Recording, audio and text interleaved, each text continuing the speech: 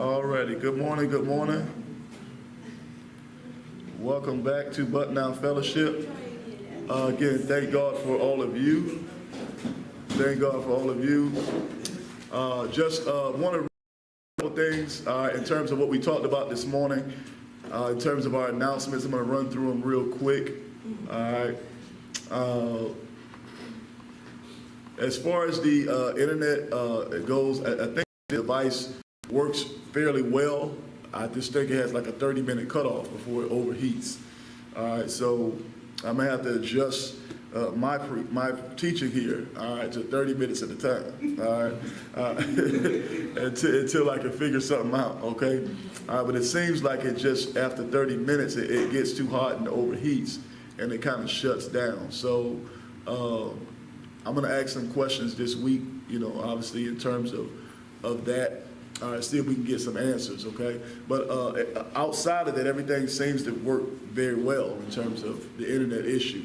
All right, now it's just the length of time that we can go at a certain time. So I'll figure those things out. Again, the end of this month will be 10 years of ministry, okay? 10 years of ministry. We've been since 2013, so it'll be 10 years of ministry. All right, the 23rd, the end of July, I think it was July 31st, actually, of 2013. All right, and so we'll be 10 years in ministry at the end of this month. So again, that's a thank you to all of you, all right, for staying with us and being with us as long as you have. So again, we thank you for that.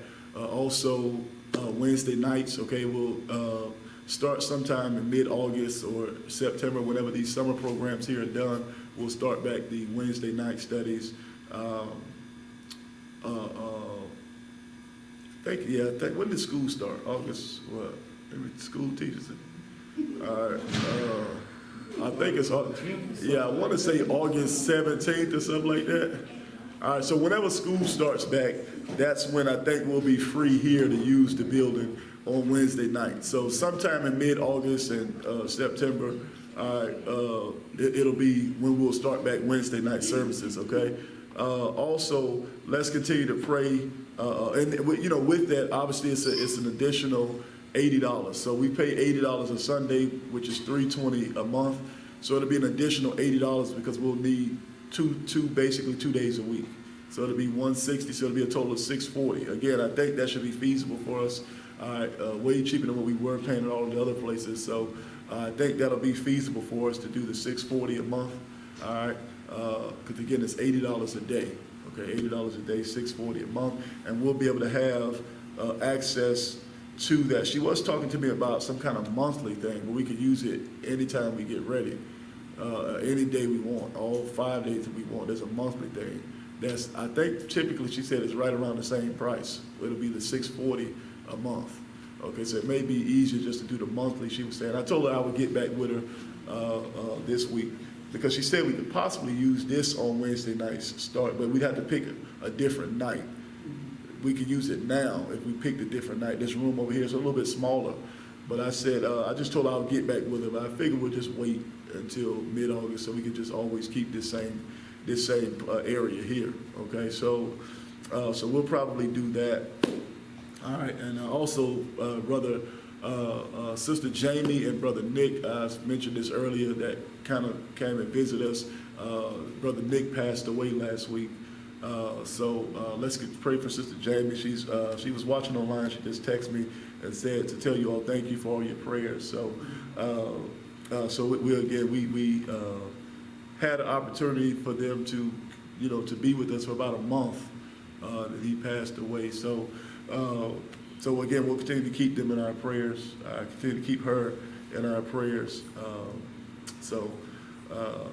It's always a tough thing of funerals, and you guys know I always say that's the toughest time to really talk to people because they don't want to hear about the Bible. They don't want to hear about it's going to be okay because you just hurt at those times. So we could just pray and kind of give those encouraging words. And so she's very thankful for you all. So we'll continue to pray for her. Okay. Now again, let's go ahead and dive right back into it. I'm going to see, all right, in terms of because like I said, I think this thing goes for like 30 minutes, and then it kind of overheats and kind of cuts off. So we'll see. All right, if that's the case, we'll just do 30-minute intervals, which is fine. We could do that as well. So we'll see. I'm gonna kind of watch this time here and see when it cuts off. All right, or if it cuts off. Hopefully it doesn't. But anyway, let's go to Isaiah chapter number 13. All right, now we're gonna get into a new topic, I guess should I say. Chapters kind of 7 through 12 are all focused on the judgment, the regathering, the kingdom. All right, now we're going to kind of focus on a new topic of discussion, so to speak, here in Isaiah chapter number 13. All right.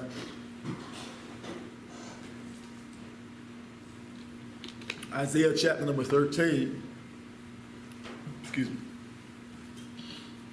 All right, look at verse 1 here. All right. It says the burden of who? Babylon. Okay. All right, we'll get to there in a second. Which Isaiah, the son of Amos, did what? See. Did see. Okay. Now, as it pertains to burden, all right, what is it specifically speaking about here? What is a burden? A heavy load, a weight, all right, something that's kind of a message to, all right, or about. Okay, all right, now, so it says the burden of Babylon. Now, why does it switch now, all right, after what we just talked about, is particularly the kingdom and the setup of the kingdom and worshiping of that kingdom, all right, in the previous couple of chapters, why is it now going to chapter 13 and talking about this burden of Babylon? Because they're not going to escape either. Huh? Babylon's not going to escape either. Babylon, at first for Israel, Babylon is used as the rod to punish them. Okay, But Babylon going to be punished too. okay, So it's showing that, don't think you done slipped. We just letting them know, we use them for you, now it's their time to pay. okay, okay. So it's just, he just could let them know. But why Babylon? Babylon represents the world in a sense. All right, Egypt, Yeah. it represents the world. But Babylon itself, In the now think again, in remember, conscious of what we were talking about before, Babylon, the king of Judah, invited Babylon to see all the treasures that they had. And Isaiah had told him, or God had told him, that in a certain amount of time after he dies, they're going to come and try to take the treasure that you just showed them. right, So Babylon did do that. Judah and Israel, I think, both went into captivity to Okay. Babylon. okay, But he made Babylon go into captivity, disappear because I think, what was the nerds, or I forgot what they called them. But another tribes joined together to take them out. but what is it, but what, So could it be that when it said the burden of Babylon, could it be that we're going to see now the tribulation of Babylon?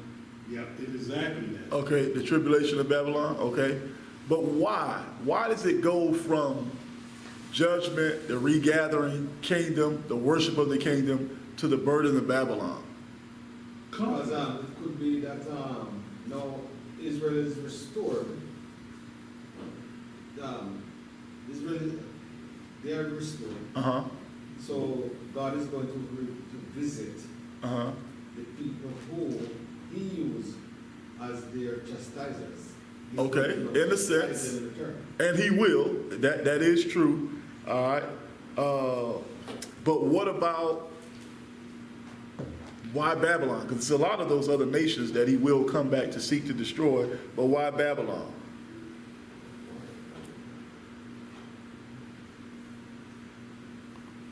Talking about why God is God-wise or what? Yeah, just why Babylon? Why does it switch now to saying the burden of Babylon, which Isaiah, the son of Amos, did see? Because he's telling them what happened. Remember now, when he talked about Egypt, Egypt was rich and strong too. Right, But what happened to Egypt when they came through the Red Sea. Right, right. Same kind of point. You Okay. let them know that just because they had you in captivity for a while, when they get ready, he's gonna punish them just as soon as he punished you. Right. Just like he punished, Ephraim and all the other nations. Watch this. Go to Revelation chapter 18. Let's look at this. Babylon.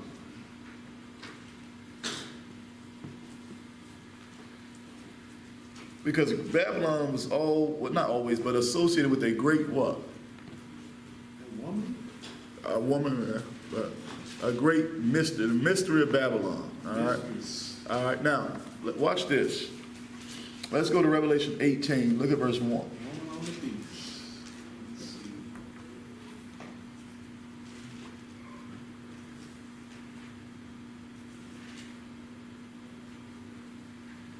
All right, look at this.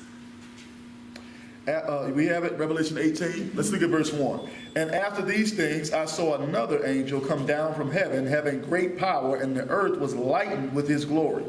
And he cried mightily with a strong voice, saying, Babylon the great is fallen, and is become the habitation of devils, and the hold of every foul spirit, and the cage of every unclean and hateful bird. For all nations have drunk of the wine of the wrath of her fornication, and the kings of the earth have committed fornication with her, and the merchants of the earth are waxed rich through the abundance of her delicacies. And I heard another voice from heaven saying, Come out of her, my people, that ye be not partakers of her sins, and that ye receive not of her what? Of her plagues. For her sins have reached unto heaven, and God hath remembered her what? Iniquities. Now drop down to verse 9. And the kings of the earth who have committed fornication and lived deliciously with her shall bewail her and lament for her when they shall see the smoke of her burning, standing afar off for the fear of her torment, saying, Alas, alas, that great city what? That mighty city, for in 1 hour is thy judgment what? Come. So Babylon was at the time glorious. Right? But Isaiah is saying, you know what?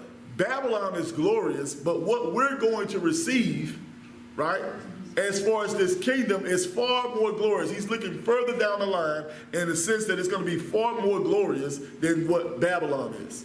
All right? Because Babylon is going to be, this great city is going to be fallen. Right? It was a great city. Everybody knew about Babylon because they went into captivity to Babylon. Everybody knew this great city. But now it's going to be at the forefront of God and his building up of Israel and destroying the kingdoms of other nations. So like Babylon was the commercial capital of the world. Absolutely. It was the commercial capital of the world. All right, absolutely. All right, so everybody knew this great city, this Babylon, okay? So now the burden of Babylon, which Isaiah the son of Amos does what? He does see. He sees this, okay, from a vision, all right, about what's going to happen to them, particularly as Revelation 18 just points out. It's going to become a what? Fallen city. Although it was glorious and what? Mighty at a time, it's going to become what? A fallen city. All right? Now, mind you now, remember that this is a future prophecy in Isaiah 13. Okay, and also in Revelation 17, it describes it. And upon her forehead was a name written, Mystery, Babylon the Great. There you go. Yeah, Revelation 17. Harlots and abomination of the earth. There you go. So they did look at Babylon as someone who was causing everybody else To fall. to fall. Absolutely. Absolutely. All right, look at this. The burden of Babylon, which Isaiah the son of Amos did see. Isaiah chapter 13, verse 2. Lift ye up a what? Banner. A banner, all right, here we go. A banner upon the high mountain, exalt the voice unto them, shake the hand that they may go into the gates of the what? Of the nobles, okay? Remember we just read in Isaiah 58, cry aloud, okay? With the voice of a what? Trumpet. So this, when it's saying to lift up ye a banner, what is a banner typically used for? Signal. Huh? To signify that something is happening, going on, All right. has happened, or Okay, so it's a type of headline. Yeah. All right, it's a type of headline of what's going on. So it's saying that lift up with a what? Banner upon the high mountain, exalt the voice unto them, shake the hand that they may go into the gates of the nobles. Okay? All right, now watch this. I have commanded my sanctified ones. I have also called my mighty ones for mine anger, even them that rejoice in my what? Highness. All right, now, so he's telling them basically, let's send a warning, let's cry out, let's basically put up a banner, give them a signal and something to let them know that hey, something is about to come about. Notice verse 3. I have commanded my what? Sanctified ones, okay? Who is this? Who are the sanctified ones? Prophets, okay? If you really went into Daniel and those were sanctified ones too. What do you call them? Meshach and company? Okay. Could it be, the 144,000 that is mentioned in Revelation? Now, it's going to be his chosen army. All right, it's going to be his chosen army. All right, those who Revelation 7 speaks about, the 144,000, the 12,000 from each of the 12,000 nations, okay? All right, go to Joel, chapter number 2. Go to the book of Joel, chapter number 2.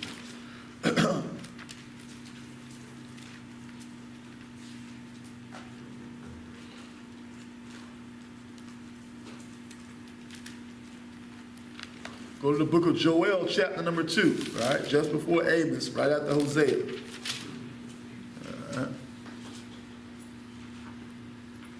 Joel, chapter number 2. Look at verse 1 here.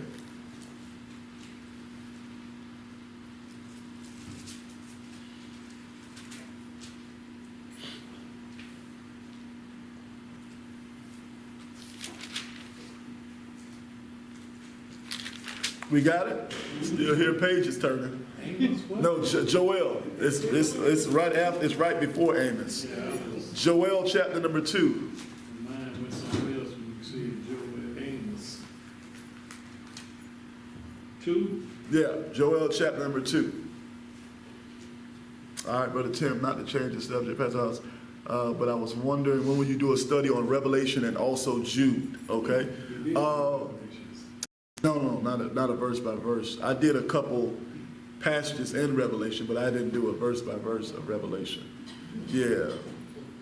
I've done some studies in Revelation, but not a verse by verse from 1 through 22. Yeah, I haven't done that. Yeah, but Like it seemed like it. yeah, I've done some topical things in Revelation. Such information you done gave. Yeah, but I have not done an actual study of Revelation.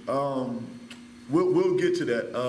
As long as the Lord tarries, we will get to that at some point. All right, we can get through the book of Isaiah.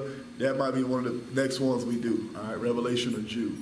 All right, so that'll be a good one to do as well. 2024, Yeah, maybe 2024, 2025. Yeah, it might take us the rest of this year and next year to get through Isaiah. Yeah, there's a lot here. All right. Look at Joel chapter 2. Look at verse 1. All right, look at verse 1. Blow ye the trumpet in what? In Zion. Now, notice all of these things are talking about what? Zion, number 1. All right, so we know it's talking about Jerusalem, but outside of that, what is it saying as far as Zion? What do we keep reading that to do what? What do we keep reading about? The burden. The burden. So, all right, and the burden, all right, we want to do what? With that particular burden, we want to do what? What does it tell them? Blow the trumpet, put up a banner, warn, announce, right. So that's what we're getting at. We want to announce there's something big on the horizon, all right, as it pertains to the burden of Babylon, all right, and we're going to send the word out, okay? Look at this. Sound an alarm at my holy mountain. Let all the inhabitants of the land tremble, for the day of the Lord cometh, for it is nigh where? At hand. And if you go down all the way through there and read those things, it talks about all of the different things that's basically getting prepared for Armageddon. Okay? Now, drop down to verse 11. And the Lord shall utter his voice before his what? Army, for his camp is very great, for he is strong that executed his word, for the day of the Lord is great and very terrible, and who can what? Who can abide it? Right? Go back to Isaiah chapter 13. So when he says, I have commanded my sanctified ones, I have also called my mighty ones for mine anger, even them that rejoice in my what? In my highness. Right? So he's going to bring all of these people together, okay? All right, and this is how he's going to come to battle, all right, and bring forth this prophecy about Babylon and them what? Falling, okay? Look at verse 4 here of Isaiah chapter number 13. Well, let me go back. Notice he says, I have also called my mighty ones for mine what? Anger. What is he saying here? Who else did he call for his as it pertains to the mighty ones for his anger? Now, we're talking about in the present tense? Yeah, that we just read about, I think, 2 chapters ago, chapter 10. In the present tense, that would be the purge. Angels? Huh? Angels? No. Then, Who did he use for the rod of his anger?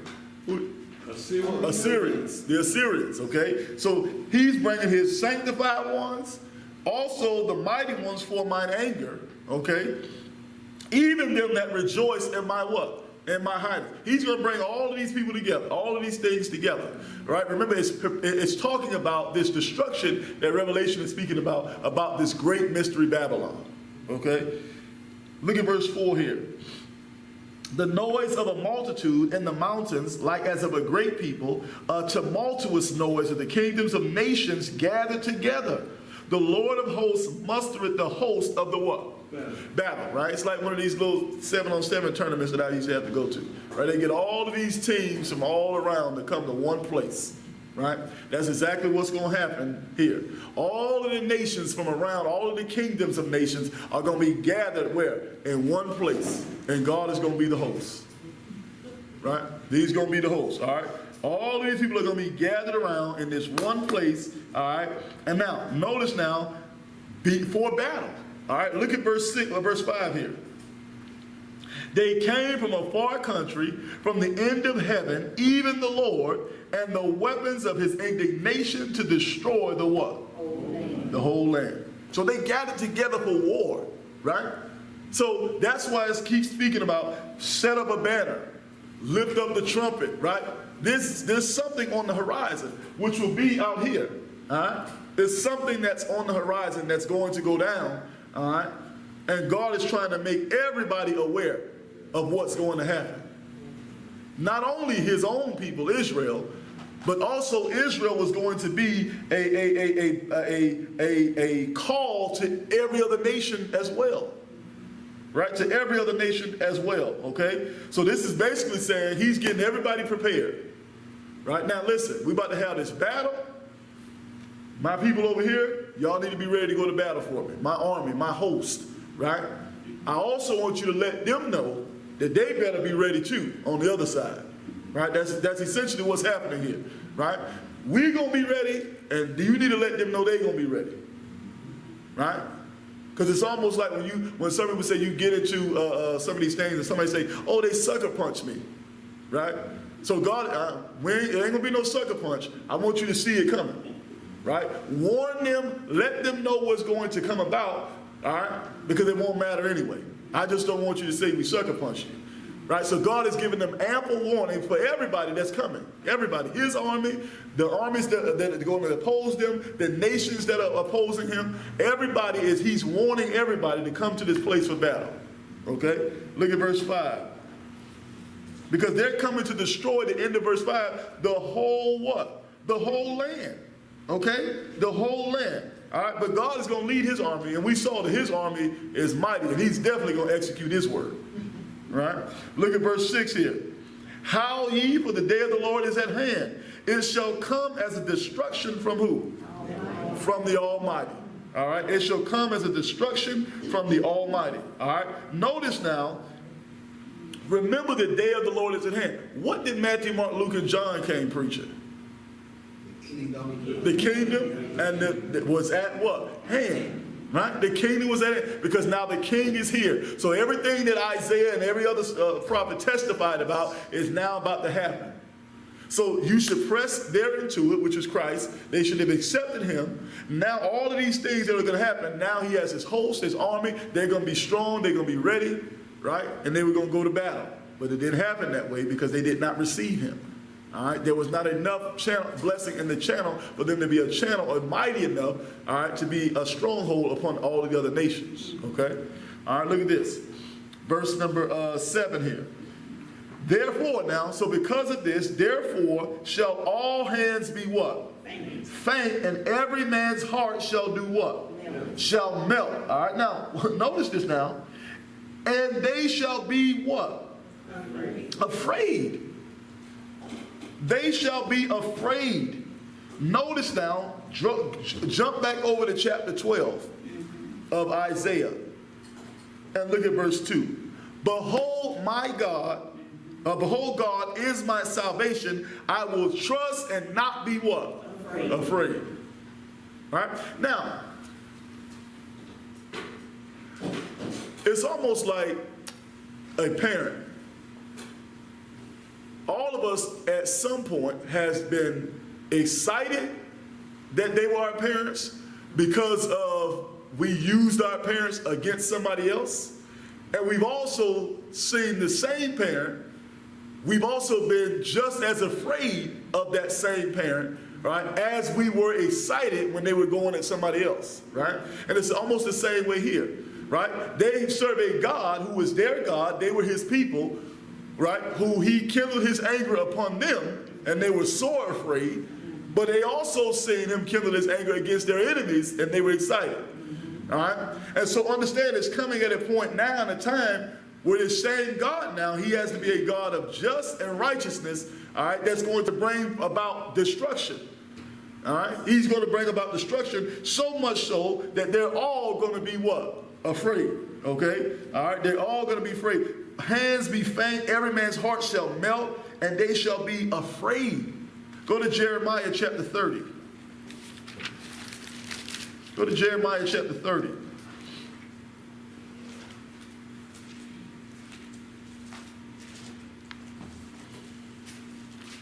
They're going to be afraid, great fear, great sorrow.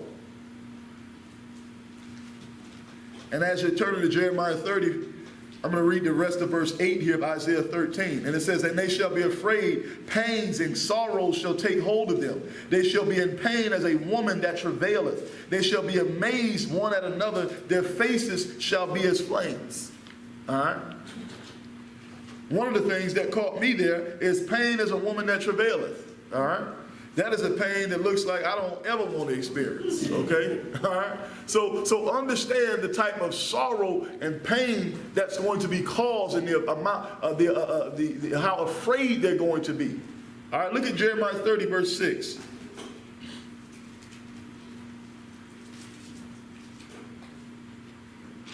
Look at verse 5. For thus said the Lord, we have heard a voice of trembling, of fear, and not of what? Peace. Ask ye now and see whether a man doth travail with child. Wherefore do I see every man with his hands on his loins, as a woman in travail, and all faces are turned into paleness? Alas, for that day is great, so that none is like it. It is even the time of Jacob's trouble, but he shall be saved, what? Even Jeremiah was writing about a warning about what was to come. All right? Go back to Isaiah chapter 13.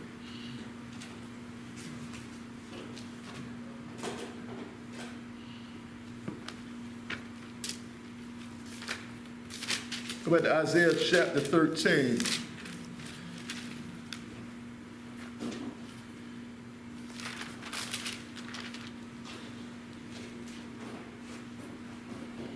I'm thinking now, Hebrews 10, verse 26, for if we sin willfully, after that we have received the knowledge of the truth, there remaineth no more sacrifice for sins, talking about Israel here, but a certain fearful looking for of judgment and fiery indignation which shall devour the what? Adversaries. Okay? Same context of what we're talking about here in Isaiah 13. All right? The burden of what? Of Babylon. So it's talking about all of these things. God is going to gather all of them together. All right? And this is what we're going to get. A battle. Okay? This is what we're going to get. All right? Here we go. Verse 9. Behold, the day of the Lord cometh, cruel both with wrath and fierce anger, to lay the land